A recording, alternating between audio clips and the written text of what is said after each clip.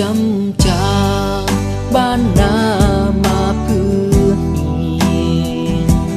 อยากอ่านเขียนเฮียนหูเรื่องวิสามีอนาคตที่ดีจริงจากมาเพื่อจะนำวิสาพัฒนาบ้านเกิดลูกอยากบอ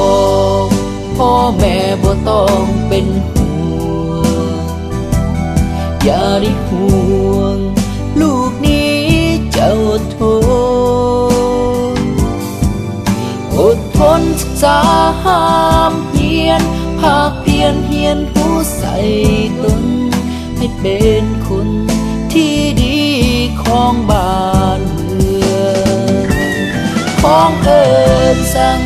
พ่อแม่อยู่บ้านนา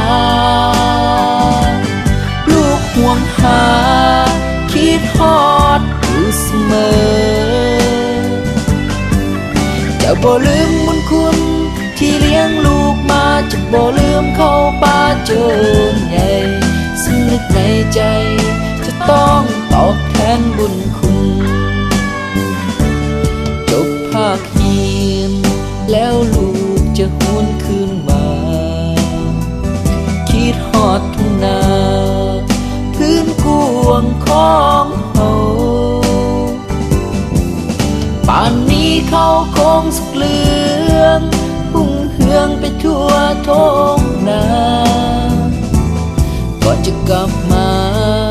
ขอเอาปริญญาเสียก่อน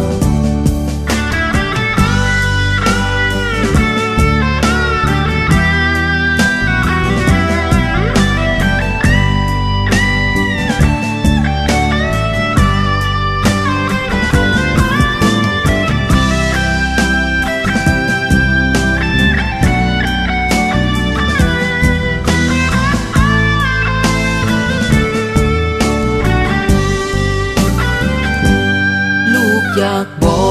กพ่อแม่บ่ต้องเป็นห่วงอย่าได้ห่วงลูกนี้